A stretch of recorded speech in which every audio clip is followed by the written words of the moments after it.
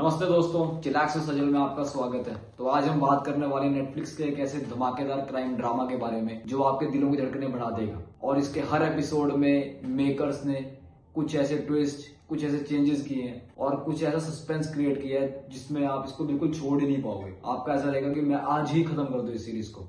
जी हाँ, हम बात कर रहे हैं दिल्ली क्राइम सीजन 3 की, जिसके अंदर मेकर्स ने इमोशंस, थ्रिलर, सस्पेंस का ड्रामा डालकर आपके दिलों की धड़कनों को तेज कर दिया है एकदम। तो रेडी हो जाओ, क्योंकि ये कहानी सिर्फ आपके दिमाग को नहीं, आपके दिलों को भी हिला देगी। और अगर किसी मेरे दर्शक को ऐसा लग रहा है कि दिल्ली क्राइम सीजन 1 और सीजन 2 का सीजन 3 के साथ कोई लिंक है, तो ऐसा बिल्कुल भी नहीं है। आप इसको देख सकते हैं, दिल्ली क्राइम सीजन 3 को, बिना 1 और 2 देखे हुए। और ये जो इसकी स्टोरी है, ये एक रियल लाइफ केस के ऊपर बेस्ड है, जो बेबी फलक का केस हुआ था। ये कहानी हमारी सोसाइटी की एक ऐसी सच्चाई को आपके सामने लेके आएगी, शायद जिसकी वजह से आपकी आंखों में आंसू भी आ जाए। इस सीजन में शेफाली शाह, जो डीसीपी वर्तिका चतुर्वेदी का रोल प्ले कर रही हैं, वो इस बार अपनी टीम के साथ मिलकर इंटरनेशनल ह्यूमन ट्रैफिकिंग रिंग को, जो कि सिर्फ दिल्ली में ही नहीं पूरे देश में और इंडिया के बॉर्डर्स तक सब तक फैला हुआ है, तो ये इस बार उसको टैकल करेंगे। तो इस सीजन की शुरुआत होती है नॉर्थ ईस्ट में असम मिजोरम के बीच, जब डीसीपी वर्तिका चतुर्वेदी को एक लीड मिलती है असम राइफल्स की तरफ से कि कुछ ह्यूमन ट्रैफिकिंग होने वाली है और कुछ लोगों को जॉब का दिलासा देकर दिल्ली की तरफ ले जाया जा रहा है and pushing them towards the prostitution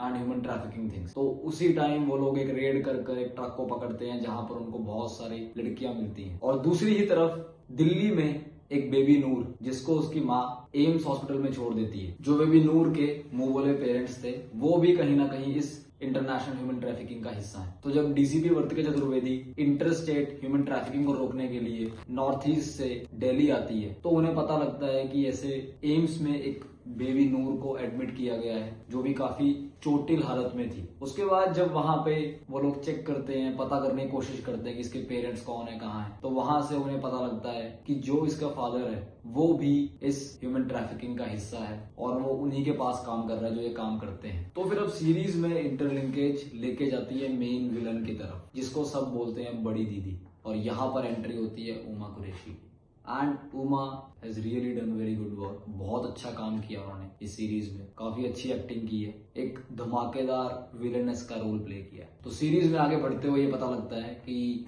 Uma Qureshi, जो कि बड़ी दीदी है, वो इन लड़कियों को एक और सप्लायर से खरीद रही है और आगे थाईलैंड में बेच रही है एक जॉन गुप्ता नाम के इंसान को। और दूसरी तरफ इस सीरीज में सर्च चल रही है ढूंढने के लिए बेबी नूर के असली पेरेंट्स को, बिकॉज पुलिस को पता लग जाता है कि जिनके पास अभी तक वो बच्ची थी वो दोनों उसके पेरेंट्स नहीं है, बिकॉज उसमें जो लड़की है शी इज माइनर और जो लड़का है वो खुद इस ह्यूमन ट्रैफिकिंग का पार्ट है। तो इन दोनों केसों की तलाश अभिनय ले जाती है रोहतक की तरफ, जहां इन्हें और चीजों के एविडेंस मिलते हैं। और यहाँ से शुरू होती है भगम भाग इस सीरीज में, जहां पर जो लड़कियां नॉर्थ ईस्ट से लाई गई हैं ह्यूमन ट्रैफिकिंग के लिए, इनको सप्लाई करने के लिए थाईलैंड में, अब यहाँ से ये भागना शुरू करते हैं बड़ी दीदी और उनकी गैंग टुवर्ड्स मुंबई पनवेल। तो अब इस भागम भाग में बड़ी दीदी और उनकी टीम यहाँ से भागकर चली जाती है सूरत, जहां पर उनका एनकाउंटर होता है पुलिस की टीम के साथ। और वहां पर बड़ी दीदी का एक सबसे मेन कंप्लेंस और आप कह सकते हैं साथी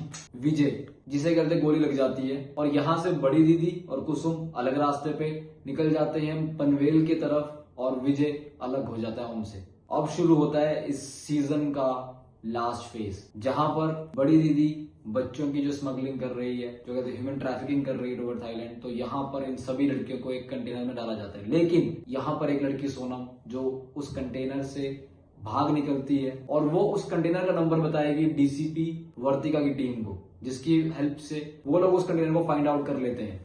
लेकिन जैसे इन्होंने इस सीजन की एंडिंग की है वैसे वो नहीं होनी चाहिए थी। मैं अभी आपको नहीं बताऊंगा बिकॉज आप लोगों का सस्पेंस टूट जाएगा। तो मैं चाहता हूं कि आप लोग देखो कि एंडिंग कैसे की है, बट एंडिंग ऐसी नहीं होनी चाहिए थी। बट हर एपिसोड में मेकर्स ने एक सस्पेंस बनाने की कोशिश की है, जो कि एक अच्छी चीज है, जो आपको लास्ट तक एक हेल्प करेगा समझने में कि अब क्या होगा नेक्स्ट। आपको सिर्फ एंटरटेनमेंट ही नहीं, बट आपको अवेयरनेस भी दे रहा है कि हमारे देश में क्या क्या हो रहा है और आपको क्या क्या प्रिकॉशंस लेने हैं, क्या क्या कुछ चीजें पता होनी चाहिए, क्या सेफ्टी प्रिकॉशन आपको होने चाहिए। Be safe, be aware, be happy और अपने आसपास ऐसे भी किसी के ऊपर जल्दी से भरोसा मत कीजिए।